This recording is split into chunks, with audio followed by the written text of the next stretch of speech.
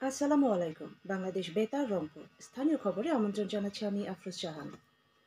আজ ৪ ডিসেম্বর গাইবান্ধার ফুলছড়ি ও সাঘাটা উপজেলা হানাদার মুক্ত দিবস। ১৯৭১ সালের এই দিনে গাইবান্ধা জেলার মধ্যে প্রথম হানাদার মুক্ত হয় ফুলছড়ি ও সাঘাটা।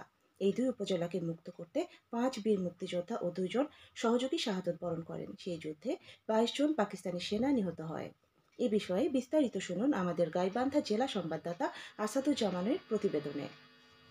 আজ ৪ ডিসেম্বর গাইবান্ধার ফুলছড়ি ও সাঘাটা উপজেলা হানাদার মুক্ত দিবস। ১৯৭১ সালে এই দিনে গাইবান্ধা জেলার মধ্যে প্রথম হানাদার মুক্ত হয় ফুলছড়ি ও সাঘাটা। এই দুই উপজেলাকে মুক্ত করতে ৫ বীর মুক্তিযোদ্ধা ও ২ জন সাধারণ মানুষ শাহাদত বরণ করেন। এই দিন যুদ্ধে ২২ পাকিস্তানি সেনা নিহত হয়। ৪ ডিসেম্বর ভোরে তিস্তামুখঘাট ফেরিঘাটে পাকিস্তান শিবিরে আক্রমণ করে মুক্তি বাহিনী। সন্ধ্যায় পাকিস্তানি সেনাদের সঙ্গে মুক্তিযোদ্ধাদের সম্মুখ যুদ্ধ হয়। সম্মুখ যুদ্ধে আফজাল হোসেন, জাহিদুর রহমান বাদল, আবেদ আলী, ওসমান গনি ও আব্দুল সোবান শাহাদত বরণ করেন। মুক্তিযোদ্ধা বলেন, ৪ তারিখ করে এই দিবস উদযাপন করি, জাতীয় পতাকা উত্তোলন করি এবং সকল মুক্তিযোদ্ধারা থাকে। আমরা আজকে দোয়া খেয়াল করলাম, আলোচনা সভা করলাম, তাদের কিভাবে তারা যুদ্ধে শহীদ হলো এগুলো নিয়ে আমরা আলোচনা বক্তব্য ভিতর দিয়ে আমরা প্রকাশ করছি।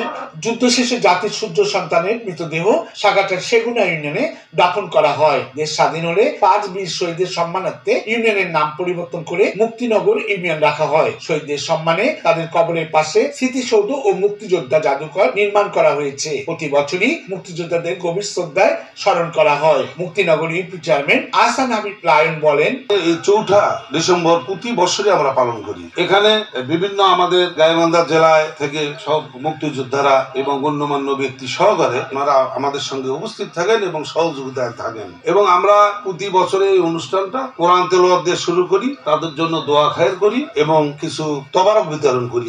দিবসটি উপলক্ষে ফুলছড়ি ও সাঘাটা উপজেলা প্রশাসন, উপজেলা মুক্তিযোদ্ধা সংসদ, মুক্তিনগরী শহীদ স্মৃতি স্তম্ভে পুষ্পমাল্য অর্পণ, দোয়া মাহফিল ও আলোচনা সভার আয়োজন করেছে। আসাদুজ্জামান মামুন, বাংলাদেশ বেতার, গাইবান্ধা। আগামী ৯ ডিসেম্বর মহিয়সী নারী বেগম রোকেয়া দিবস উদযাপনের লক্ষ্যে কুড়িগ্রামের রাজীপুর উপজেলা পরিষদ সম্মেলন কক্ষে আজ এক প্রস্তুতিমূলক সভা অনুষ্ঠিত হয়েছে। উপজেলা নির্বাহী অফিসার তানভীর আহমেদ এতে প্রধান অতিথি ছিলেন।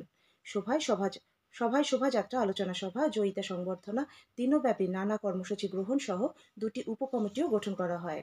উপজেলায় মহিলা বিষয়ক কর্মকর্তা জেবুন নাহারের সভাপতিত্বে অনুষ্ঠিত সভায় জনপ্রতিনিধি, সরকারি কর্মকর্তা ও বিভিন্ন সামাজিক সংগঠনের নেতৃবৃন্দ উপস্থিত ছিলেন। জয়পুরহাটে নিরাপদ খাদ্য ব্যবস্থাপনা সমন্বয় কমিটির সভা আজ জেলা কালেক্টরেট সম্মেলন কক্ষে অনুষ্ঠিত হয়েছে। অতিরিক্ত ডেপুটি কমিশনার মহিউদ্দিন জাহাঙ্গীরের সভাপতিত্বে অনুষ্ঠিত সভায় সর্বসম্মতিক্রমে জেলা নিরাপদ খাদ্য ব্যবস্থাপনা সমন্বয় কমিটি নতুন করে পুনর্গঠন করার সিদ্ধান্ত নেওয়া হয়।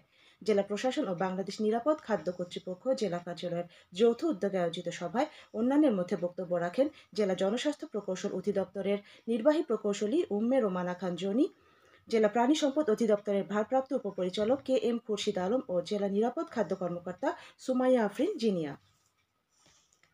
রংপুর নগরীর ঐতিহ্যবাহী শ্যামাসুন্দরী খালকে দখল মুক্ত করতে জেলা প্রশাসন আজ থেকে উচ্ছেদ অভিযান শুরু করেছে।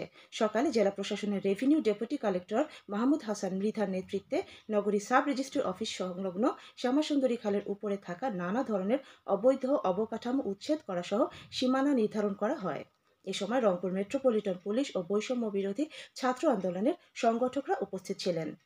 শ্যামাসুন্দরী খালের উপর ১১৭ জন দখলদারের অবৈধ স্থাপনা উচ্ছেদের পর দূষণ রোধে বিভাগীয় প্রশাসন, জেলা প্রশাসন ও সিটি কর্পোরেশন সম্মিলিতভাবে উদ্যোগ গ্রহণ করবে বলে অভিযানে জানানো হয়।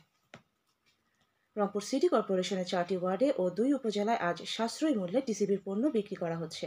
কর্মসূচির আওতায় সিটি কর্পোরেশনের 5, 6, 8 ও 9 নম্বর ওয়ার্ডে এবং কাউনিয়া ও পীরগঞ্জ উপজেলার ৩৩,৯৬৯ জন কার্ডধারীর মধ্যে 270 টাকা প্যাকেজ মূল্যে 2 কেজি ডাল ও 5 কেজি করে চাল বিক্রি করা হচ্ছে।